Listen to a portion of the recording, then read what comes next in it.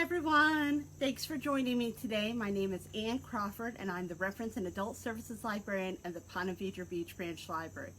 And today I'm presenting to you youth book series that adults love to read.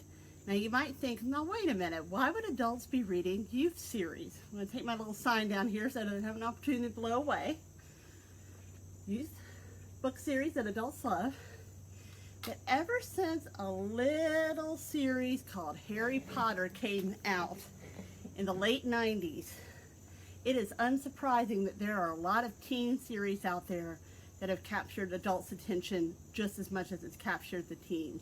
In fact, I know this for a fact because in the 17 years I've worked for St. Johns County Library System, and I've seen those wait lists for those series, and I know those patrons who are on the wait list, and I can tell many of them are teens, but many of them, sometimes more of them, are adults, especially depending on how long you had to wait for the next book in the series to come out. Sometimes the teens aged up to become adults, and by the time they finally got to request a new book, they were already adults. So, and that's the case here, these first two series, because both Suzanne Collins and Stephanie Meyer have two incredibly popular series.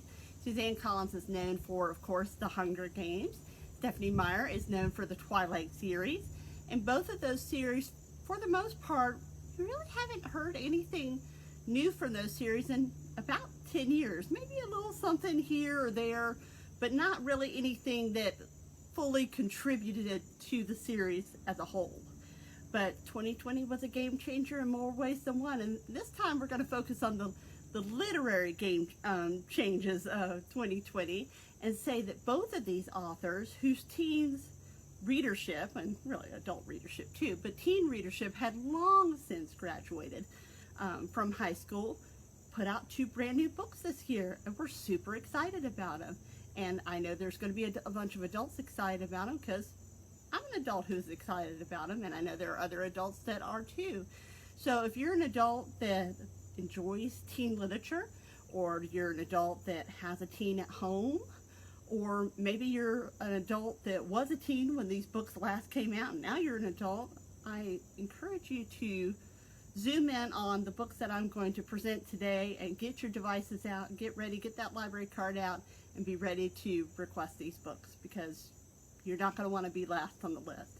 First and foremost, let's start with The Ballad of Songbirds and Snakes by Suzanne Collins. And already, if you look at this cover, doesn't it look like The Hunger Games? And of course, that's by design because The Ballad of Songbirds and Snakes is a prequel. This book takes place about 64, 65 years before the events of The Hunger Games. So there's no Gale, Peeta, or Katniss found anywhere in these books. But instead, your main character ends up being someone surprising. Well, really not that surprising if you've been following the publication of this book, like many eager readers have been. This book features an 18-year-old Coriolanus Snow. And if you're familiar with The Hunger Games, you recognize that last name, Snow, as in President Snow. This is President Snow when he's still an 18-year-old in high school, before he's done countless horrific acts and atrocities. So it was a really spellbinding book with an explosive ending. And of course, I'm not going to give anything away, but if you haven't had a chance to read this book yet, I suggest you get out that device, get out that library card, and put yourself on the wait list for this one, because you're not going to want to miss it. In fact, what's really interesting about this book is the publishers were so excited about this series coming alive again that the movie makers who made a movie adaptation of The Hunger Games, Catching Fire, and Mockingjay snapped up the rights to this book, and it's going to be made into a movie. And they already decided to make it into a movie before it even hit the shelves back in May. Just mind-blowing. So already when I was reading this book, I was already kind of figuring out in my mind who certain characters were going to be, like what actors or actresses could play them, and I can't reveal anymore because I don't want to give anything good away, but it'll be very interesting to see how they cast this movie and how they depict it. But I have no doubt, just like the Hunger Games movies before it, that it'll be a blockbuster. And like I said, this book was intense. but the best kind of intense, the kind where you just can't stop turning the pages until there are no more pages to turn. And then you're like, okay, how long is it going to be before that movie comes out? And, ooh, can I start over the book again? Because I can't believe what I just read. I need to read it all over again. In fact, now I'm making myself want to read this book again. But it was really exciting. And like I said, both Suzanne Collins and Stephanie Meyer hadn't put out, not really, a new book in either series for almost a decade. So it's been a long time. So there's a whole generation of teenagers who are now full-blown adults. There's new teenagers who have maybe just started the Hunger Games series and now want to devour this book. I recommend you read it after Mockingjay. So read Hunger Games, Catching Fire, Mockingjay, then The Ballad of Songbirds and Snakes. A little bit like how we watch the Star Wars movies, where you watch 4, 5, and 6, and then you watch 1, 2, and 3. There's been speculation that this might actually turn into a trilogy, and that could be really, really interesting. There's a lot of years, 64, 65 years, before the events of the Hunger Games, so there's plenty of stuff to cover there. But again, like I said, there's so many adults out there reading these books, and not just adults that were once teens reading this series 10 years ago. Like I said, Harry Potter broke the mold. Harry Potter made it okay for adults to read kids and teen books. Not that it was not okay before, but it wasn't as socially accepted. And if you weren't around 20 years ago, and some of you watching this presentation might not have been, that's probably pretty hard to fathom. But 20 years ago, you know, there were very distinct categories of books, very distinct categories of genres and things like that. And, you know, everyone kind of kept to their own lane, so to speak. But there's no one particular lane anymore. And I'll be getting into more about that, about how some authors got really savvy about this breaking into teen literature and you know, really making a dime off that expanded audience. And I'll talk more about that later. But like I said, if you haven't read A Ballad of Songbirds and Snakes, you need to get on the wait list, because you're not going to want to miss it. It really is incredible. So that came out in May. And Stephanie Meyer's new book, Midnight Sun, comes out on August the 4th. And I don't know if we have it in the system yet. I think actually we probably do. By the time that this presentation airs, we probably will, in which case, if it says on order, go ahead and put yourself on the wait list. Now, some of you might be wondering, now, how does this connect to the Twilight series? Well, for those of you who aren't aware, Twilight is from the perspective of Bella. Bella is the main character in the Twilight series. Midnight Sun is Twilight retold from the perspective of Edward, the vampire. And people who are fans of Twilight have been waiting years for Stephanie Meyer to put out Midnight Sun. And unfortunately, what happened a number of years ago is that she published she didn't publish the first 10 chapters. She gave the first 10 chapters for someone to read, and then it ended up on the internet for everyone else to read, and it wasn't supposed to be published to the internet. That's what I meant to say. And in fact, it upset her so much, she refused to work on the rest of the manuscript for years, and it drove her fans absolutely crazy, because they're like, why are you not putting out this book? Well, 2020 was the magical year for Suzanne Collins, for Stephanie Meyer, and now finally Midnight Sun is coming out, and I have no doubt that when I look at that wait list after that book comes out, there'll be just as many adults on there as there are kids. There'll be, you know, adults my age and older, there'll be adults who were teens, there'll be new teens, just all sorts of people. So like I said, you know, if anyone says, what do you mean you're an adult who reads teen books? You're actually one of many. You're not a minority.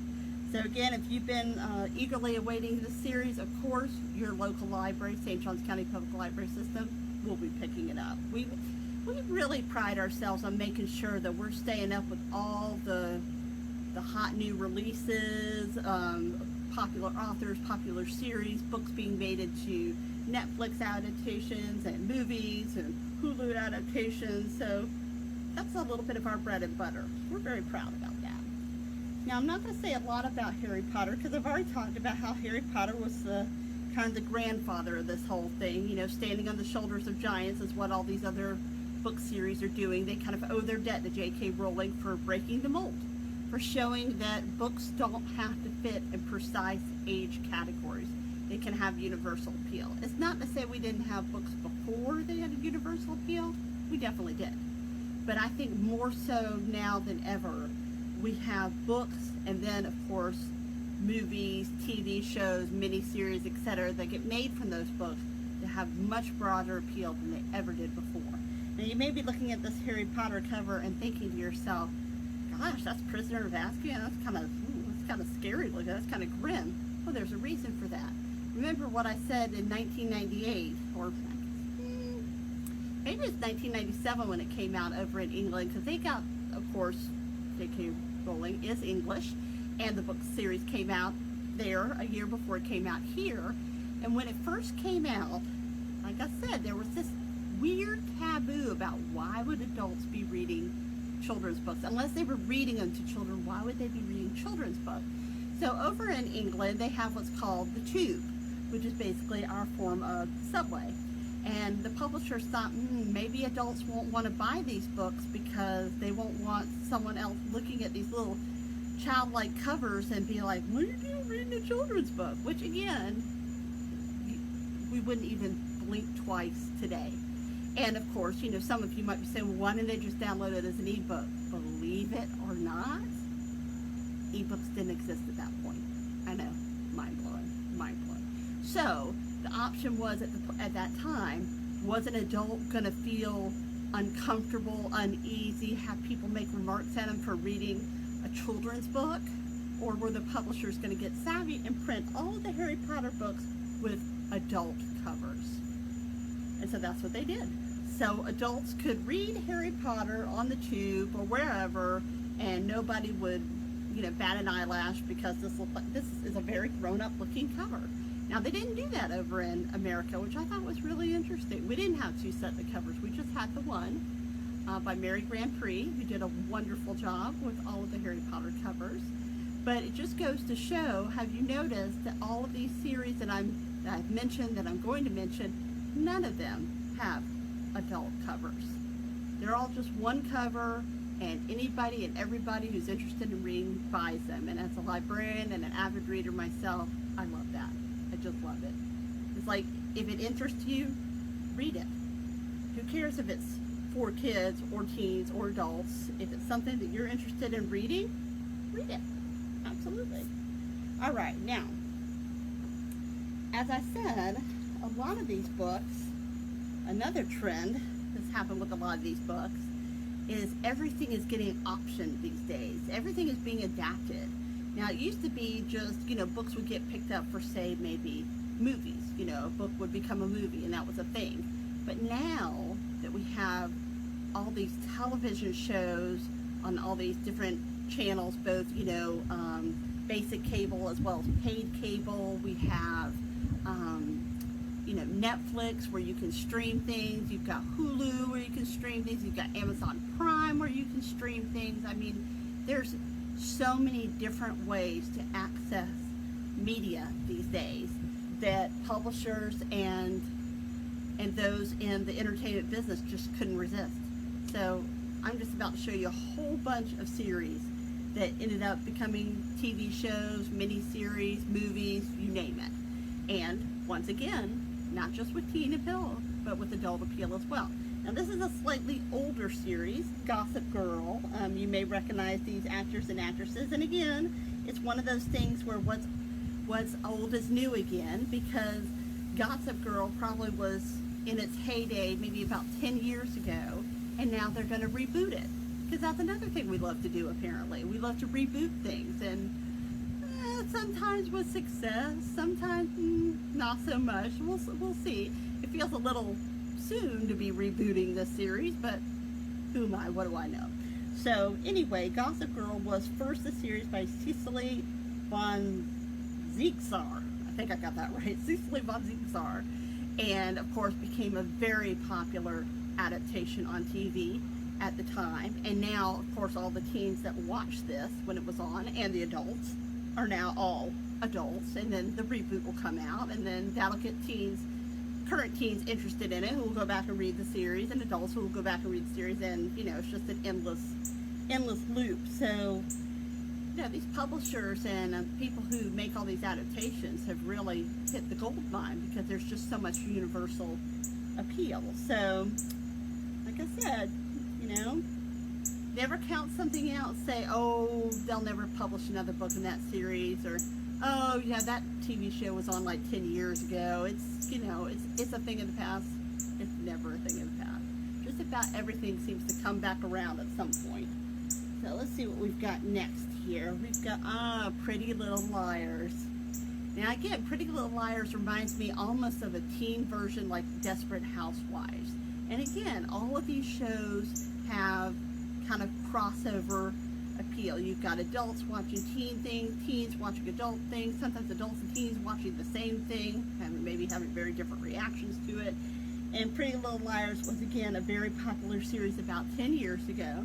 Don't count it out though, because obviously if they can reboot Gossip Girl, they could reboot Pretty Little Liars. And again, started as a book series by Sarah Shepard, who also spawned several other series after the Pretty Little Liars series, which was very popular. And what's really interesting is when new TV shows and new movies and new media adaptations do things, they oftentimes will get reference as, oh, that was such a Pretty Little Liars moment, or that was so much like Gossip Girl, or, you know. So again, you know, what's old is new again. So there we go, Pretty Little Liars, again, one of those series that probably appealed as much to teens as it did adults, and you just never know when this stuff is going to come back, or when someone's going to write a prequel and reinvigorate the whole thing all over again. All right, so what we got next here?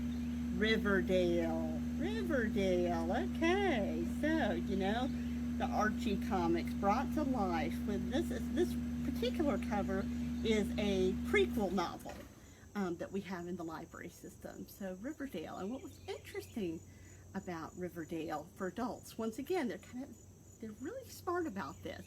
They cast a whole bunch of teens that, of course, were engaging to teens watching the show, but then the parents of the teens are people that adults recognize, because of course you recognize Luke Perry, who was on Beverly Hills 90210 when I was a teenager. And you've got, oh gosh, I'm always going to think of her as Shelley Johnson, because she was on Twin Peaks, which I've mentioned before, that I love. And oh shoot, her name is just going to escape me. It's going to come back to me. But she was on Twin Peaks, and she was on Gilmore Girls, and now she's on Riverdale. And of course her name isn't actually Shelley Johnson, that's the name of her character's name in Twin Peaks. And it's just right. This is what happens in the summer. You know, I get so busy reading books, just not remembering some of the stuff. Like I said, either it'll come back to me, or I encourage you to jump in the comments and remind me who I'm thinking of, because she's a very popular actress and she does star in this. And like I said, I thought it was very clever casting to cast at least 2 adults, possibly more, that older generations could say, hey, I know who that is. I used to watch a show with that person. So like I said, her name's going to come back to me here in a minute. All right, so next one is 13 Reasons Why. Now, before anyone gets too excited, I know what you're going to say. That's not a book series. It's just a standalone book. And you would be right. It is a standalone book that somehow Netflix managed to make 4 seasons out of.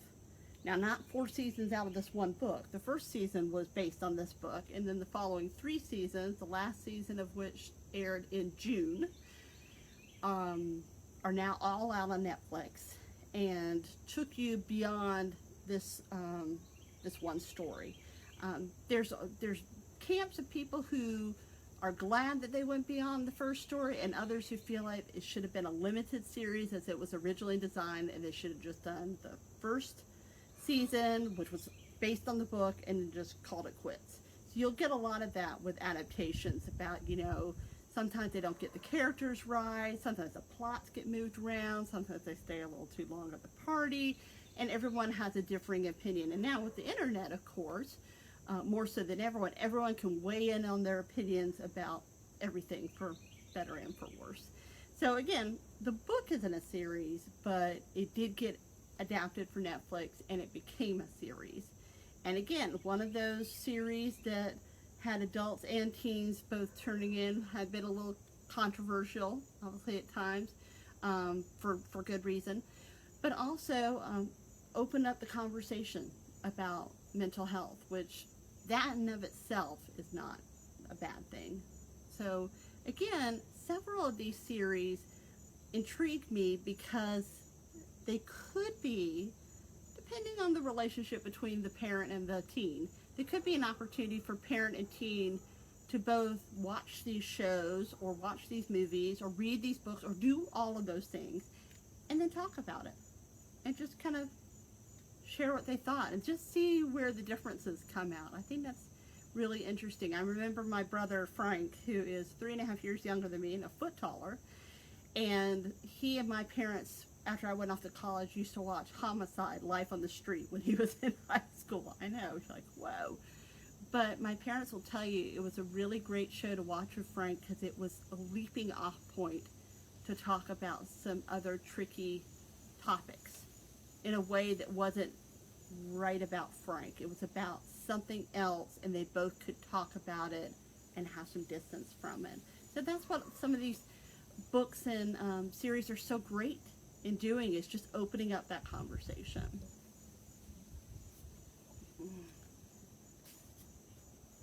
Okay, I think I just remembered her name.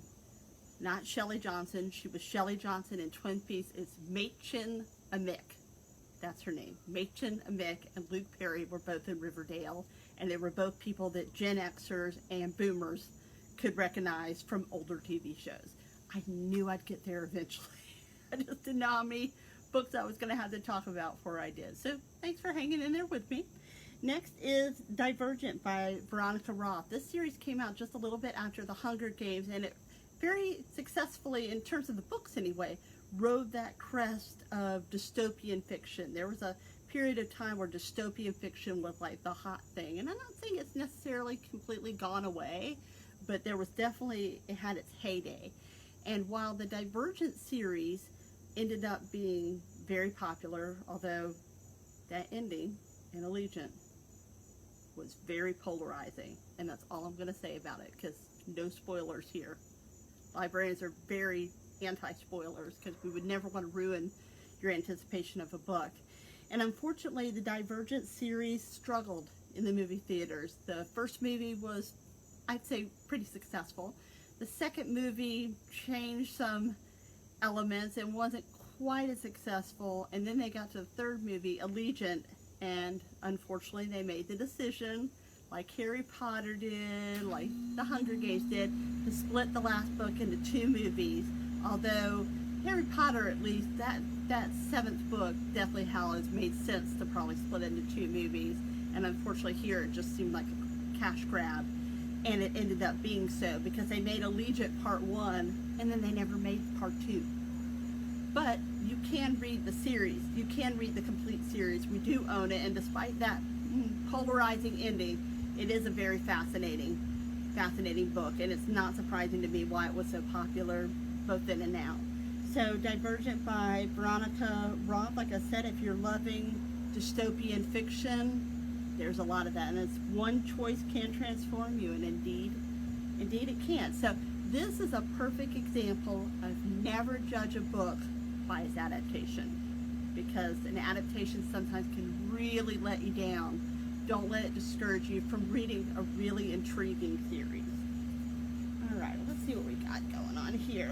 Okay, Cassandra Clare, Shadowhunters, The Mortal Instrument. Now, I'm going to try to see if I can remember this. Before this became a Netflix adaptation, I want to say they made a movie out of it, and I don't think the movie was very successful. I think the people who were really fans of this series felt like they really had some real missteps where the casting was concerned. They had very much kind of a mind's eye of who they wanted in the cast, and I don't think the cast lived up to the expectation. But perhaps the Netflix adaptation will do it differently.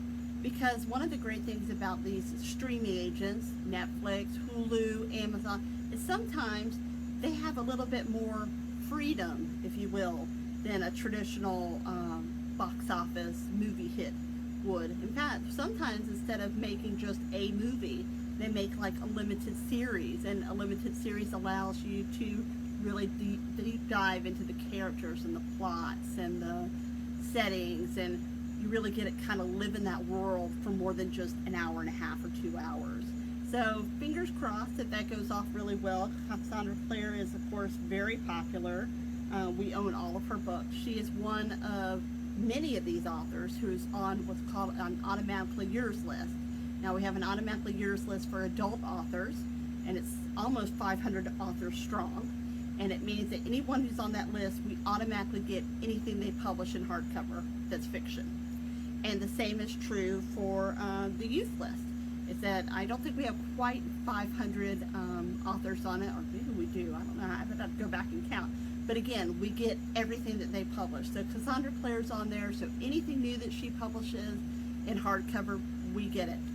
And like I said, the minute it goes to on order status in the catalog, it is open season for you to get out your device or call the library or ask someone at one of our service desks to place a request, I should say, on that item for you. So, you know, if you're a big fan, you know, don't be left in the dust when your favorite author comes out with a new book. Make sure you're checking that catalog once in a while, because with automatically yours authors, we oftentimes get that new book in the catalog sometimes 3 or 4 months before the book is published.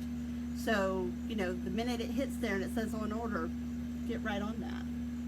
And again, now that she has a Netflix series, you just never know if Cassandra Clare isn't going to crank out something new. I mean, if Stephanie Myers and Suzanne Collins can after 10 years, anybody's fair game. Speaking of which, Christopher Paolini. How many of you are Eragon fans out there? Did you know that Christopher Paolini wrote Eragon when he was 15 years old? That still blows my mind to this day.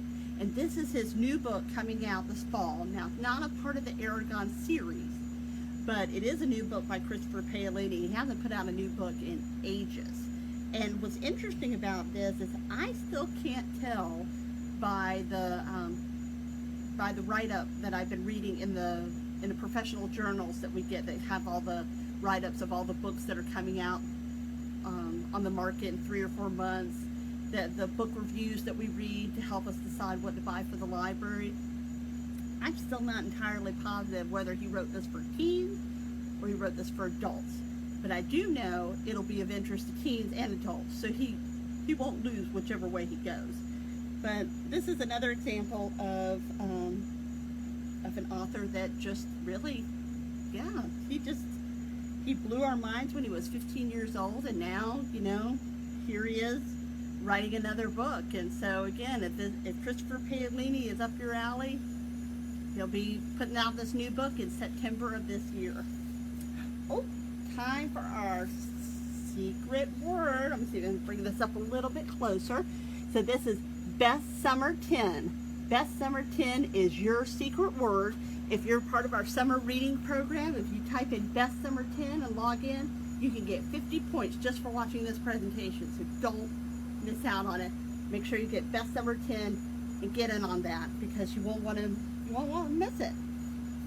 Great way to win some prizes for not only reading this summer, but for watching these presentations. And I hope you'll stick with me, because I've got just a few more books that I want to share with you, a few more series.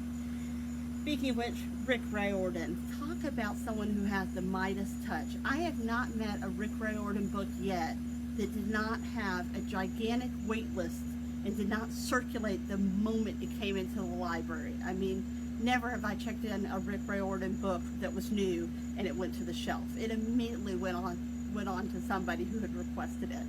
And so Rick Riordan is absolutely on our automatically yours author list, because we don't want to miss anything he puts out.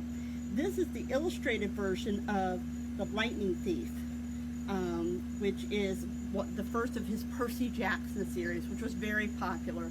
The movies, not so popular, but the series, incredibly popular. Who knew that Rick Riordan can make Greek gods and goddesses so incredibly intriguing to teens and adults alike. So that is the power of Rick Riordan. He's just amazing that way. So like I said, everything he published turns to gold. And I'll give you a tip. Most of the time, well, COVID-19 is probably kind of skewed this a little bit, but normally he puts out a new book every May.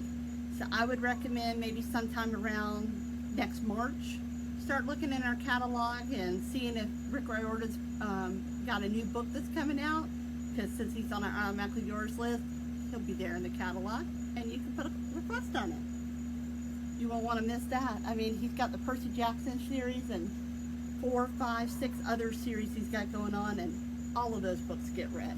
All of them. Now, speaking of books that teens and adults can share, I'm going to share 2 series, one that I shared with my mother and one that I shared with one that I shared with my dad. Now, in both instances, I was an adult, and then they were 30 years older than me reading these books. But the same could be true for a teenager and an adult, you know, my age that has a teenager.